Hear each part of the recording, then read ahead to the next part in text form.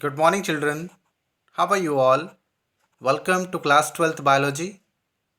Children, today we are going to start chapter 3, that is human reproduction. Reproduction, you know very well, it is of two types, asexual and sexual. So, in human, sexual mode of reproduction takes place. So, we can say that humans are sexually reproducing organism. Humans are viviparous. Okay, viviparous are those organisms which give birth to their young ones. Okay, so in humans, sexual reproduction takes place, and humans are known as viviparous organism. Okay, clear? So, children, first of all, we want to take a quick view of reproductive events in humans. Okay, see here the reproductive events that takes place in human reproduction.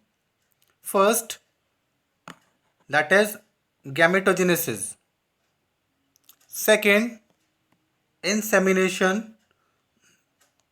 Third, fertilization. Fourth, implantation. Fifth, gestation. Sixth and last, that is parturition. Okay, so these six reproductive events takes place in human reproduction. One by one, we'll discuss first these six events, then we'll move forward. Okay, so first of all, that is gametogenesis. Okay, gametogenesis, children, you know very well, that is formation of gametes. Okay, formation of gametes. It is of two type, spermatogenesis and oogenesis. Okay, so gametogenesis is of two types, spermatogenesis and oogenesis. Spermatogenesis in the formation of male gametes, that is sperm. Oogenesis in the formation of female gamete, that is egg. Okay, clear about gametogenesis? I repeat once again, gametogenesis is the process in which male and female haploid gametes are formed. Gametogenesis is of two types, spermatogenesis and oogenesis. In spermatogenesis, the formation of male gametes, that is sperms, and in oogenesis, the formation of egg or ovum takes place. Okay, so the first event in human reproduction is gametogenesis. Second, children, second event in human reproduction is insemination. Okay, see about this insemination definition: transfer of sperms into female reproductive tract is called insemination. Okay, it is the transfer of sperms into the female reproductive tract or vagina is called insemination. Okay, during coitus or sexual intercourse, sperms are released and goes into female reproductive tract for fertilization. Okay, sperms, that is male gamete, that is formed in testes, and during sexual intercourse these sperms are released and goes into the female reproductive tract. Okay, sperm is motile. Motile, that is they can move from one place to another place. Okay, clear about this? Insemination, I repeat once again, insemination is the process in which transfer of sperms into female reproductive tract is called insemination. Okay, it is happened during sexual intercourse. Okay, clear about this? Now third event of human reproduction is fertilization. Okay, children, you know very well fertilization is the fusion of male and female gamete that form zygote. Okay, as we seen in insemination, the male gamete, that is sperms, goes to the female reproductive tract where the egg, that is female gamete, are formed. So in fallopian tube or oviduct in female reproductive tract, the fusion of male and female gamete takes place. Okay, this process will discuss in detail in the upcoming slide. Okay, clear about this? I repeat once again, fertilization is the process in which male and female gametes are fused together and form zygote. Fertilization in humans takes place in fallopian tube or oviduct. Okay, it is a site of fertilization in female reproductive tract. Okay, now number 4, the fourth event in human reproduction is implantation. Okay, implantation, that is the formation and development of blastocyst, that is 32 cell stage, and its attachment to the uterine wall is called implantation. Okay, children, after fertilization zygote are formed. In zygote, cleavage, that is division, occur. First of all, it divide mitotically to form 2 cell, then to 4 cell, 4 to 8 cell, 8 to 16, and 16 to 32. The 32 cell stage in zygote is called blastocyst. Okay, so in implantation, the formation and development of blastocyst or blastula takes place, and this blastocyst or blastula attached to the endometrium, that is the inner layer of uterus. Okay, clear about this implantation? I repeat once again, implantation is the process in which the formation and development of blastocyst takes place, and the blastocyst attached to the uterine wall, that is endometrium. Okay, that will deeply discuss in the upcoming slides.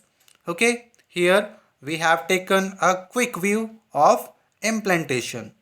Clear? That is fourth event of human reproduction, that is implantation, in which the blastocyst or blastula attached to the uterine wall of the uterus. Okay, clear? Now number 5, that is gestation. Okay, gestation is 9 months period in which the embryonic development takes place inside the womb. Okay, means in implantation the blastocyst that attach to the uterine wall where it will be held on 9 months, and there the body parts and various glands are developed in the fetus. Okay, this period is known as gestation. Okay, children, I repeat once again. Gestation is the process or period of embryonic development inside the womb. It occurs in uterus. It is a period of 9 months where body parts and various glands in the fetus are developed. Okay, this is number 5 event of human reproduction. Now last, number 6, that is parturition.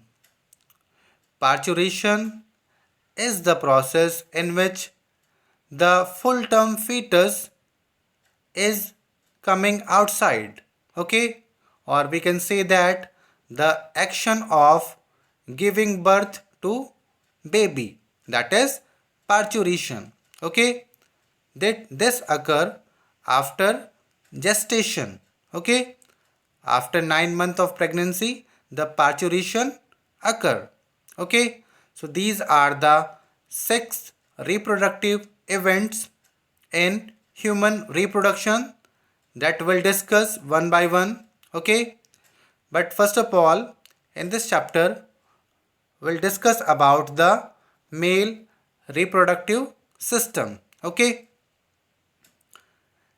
male reproductive system, that is located in pelvic region. Okay, and it is consist of a pair of testes, accessory ducts and accessory glands. Third, external genitalia. Okay, so the male reproductive system consists of a pair of testes, that is 2 testes, accessory ducts, accessory glands and external genitalia. Okay, one by one we'll discuss. First of all, we'll take testes.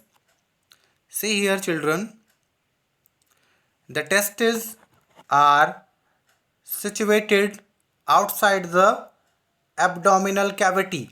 Okay, it is not inside the body, it is outside the abdominal cavity within a pouch, and the name of pouch is scrotum.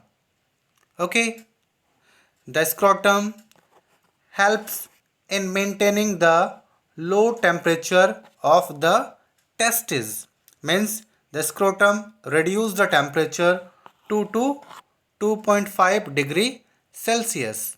Okay, lower than normal internal body temperature, and this temperature is necessary for spermatogenesis. Okay, children, you know very well our body temperature is 37 degree Celsius, but for the process of spermatogenesis 35 degree Celsius temperature is need. So the scrotum helps in maintaining the low temperature, means it reduces the temperature around 2 to 2.5 degree Celsius. By this way the spermatogenesis takes place and the sperms are formed. Okay, means if the temperature is raised to the 37, 38, the spermatogenesis will not takes place. Okay, it takes place around 35 degrees Celsius. That is the main reason the testes are situated outside the abdominal cavity. Okay, means it is not inside our body. Okay, children, clear? Testes. In adults, each testis is oval in shape and the length is 4 to 5 centimeter. Width is about 2 to 3 centimeter. Okay, oval in shape, length 4 to 5 centimeter and width 2 to 3 centimeter. Okay, clear? The testis is covered by a dense covering. Each testis has about 250 compartments, is called testicular lobules. Okay, means each testis that contain the 250 compartments, that are the smallest cell that are found inside the testis, and these compartment is called testicular lobules. Okay, and each testicular lobule contains 1 to 3 seminiferous tubules. Okay, testes are covered by a dense covering and the testes contain 250 compartments, that is called testicular lobules, and these testicular lobules that contains 1 to 3 seminiferous tubules, okay, in which sperms are produced. Children, you have NCERT, so just go to the chapter 3 and see the picture of testes. In testes, uh, they show the picture, that is the 250 compartments are there, that is known as the testicular lobules, and each testicular lobules contain the 1 to 3 seminiferous tubules. Okay, seminiferous tubules are those cells that produce the sperms. Okay, means it is a site of sperm production. Okay, and the name is seminiferous tubules. Okay, these seminiferous tubules have two types of cell. See here, they have two types of cell. The first cell, that is male germ cell. Okay, and second, that is Sertoli cell. Okay, two cell that are found in seminiferous tubules. First, male germ cell. It is also known as the spermatogonia. Second, Sertoli cell. Okay, so the male germ cell, that is spermatogonia, undergo meiotic division and finally leading to the sperm formation. Okay, means we can say that the spermatogonia play a very important role in sperm formation, while Sertoli cell provide nutrition to the germ cell. Okay, clear? Seminiferous have two types of cell. First, male germ cell or spermatogonia. Second, Sertoli cell. The male germ cell produce the sperms, while Sertoli cell provide nutrition to the male germ cell. Okay, clear? The function of both, like the formation of sperms takes place in spermatogonia or male germ cell. The function of Sertoli cell is provide nutrition to the male germ cell or spermatogonia. Okay, clear? Now in picture you can see this, the picture, that is seminiferous tubules, two types of cell, in which the first, that is spermatogonia, and second, that is Sertoli cell. Okay, spermatogonia, the role is the formation of spermatozoa, that is sperms, and the function of Sertoli cell is provide nutrition to the spermatogonia. Okay, clear?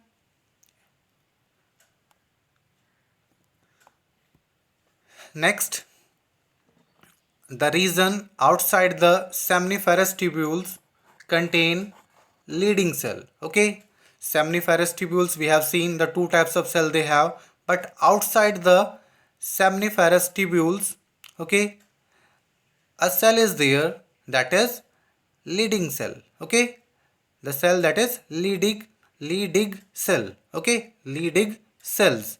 The Leydig cell synthesize and secrete male hormone, that is androgen or testosterone. Okay, clear? The region outside the seminiferous tubules contain Leydig cell. Okay, the function of Leydig cell is to synthesize the male hormone, male sex hormone, that is androgen or testosterone. Okay, clear? So in this slide and the previous slide we have discussed about three cells. First, spermatogonia. The function of spermatogonia is formation of sperms. Second, Sertoli cell. The function of Sertoli cell is provide nutrition to the spermatogonia.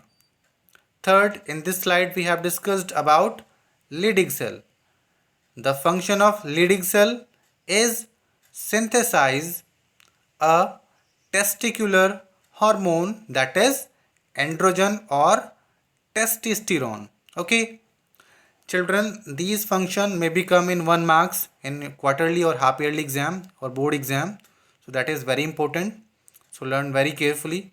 Okay, clear?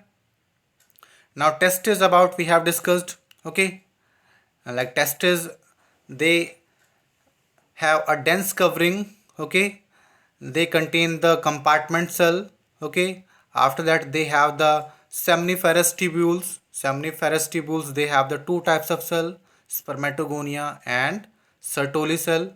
Then the region outside the seminiferous tubule contain another cell, that is Leydig cell. Okay, that synthesize the male hormone. Okay, that we have discussed the first part of the male reproductive system. Now children, the second part, that is accessory ducts. In first part of testis, the formation of sperms takes place. Okay, means the sperms are released or formed in testes. Okay, now second part of the male reproductive system is accessory ducts. Okay, children, if you see the diagram in NCERT, you can easily found the accessory ducts, that is above the testes. In accessory ducts, the four things are there. First, retitestes. Second, vasa efferentia. Third, epididymis. Fourth, vas deferens. Okay, so these four things, these four accessory ducts that are situated above the testes, and the function of accessory ducts is to serve and store spermatozoa, that is sperms, and their transport. Okay, means the accessory ducts store the sperms and is also transport to the urethra. Okay, the sperms are stored and transport by the accessory ducts.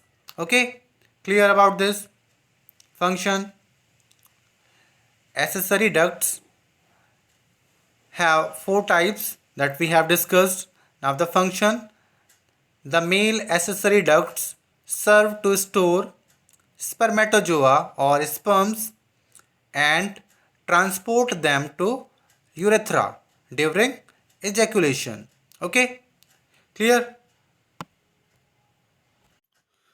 After accessory ducts, the next, that is accessory glands.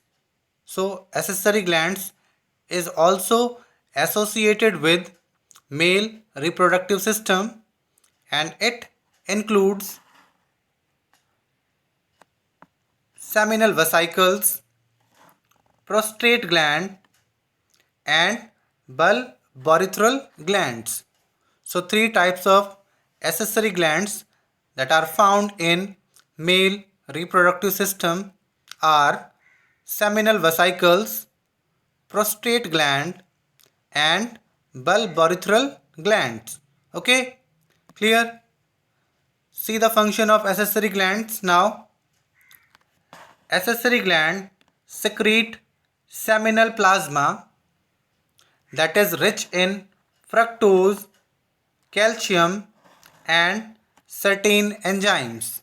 Okay, so the first function, that is it secrete seminal plasma that is rich in fructose, calcium, and certain enzymes. Second function of accessory glands is it provide nutrition and motility to the sperms. Okay, nutrition and motility to the sperms. Okay, third function of accessory gland is, that is it provide lubrication to the penis. Okay, means it lubricate to the penis. Okay, and these specific function of bulbourethral gland. Okay, it may come in 1 marks in exam, like which accessory gland lubricate the penis. So the answer, that is bulbourethral gland. Okay children, clear about this? So the male reproductive system consists of pair of testes, accessory duct, accessory gland, and last, that is external genitalia, that is penis. Okay, the sperms are produced in testes and through the accessory duct it transport to the urethra. The sperms that are produced in testes, and by use of accessory duct and glands, these sperms are transported to the urethra, and through the penis it released into the female reproductive tract. Okay, that is vagina, where the fertilization takes place. Okay, so children, in this video we have covered the main events of human reproduction and the male reproductive system. Okay, clear?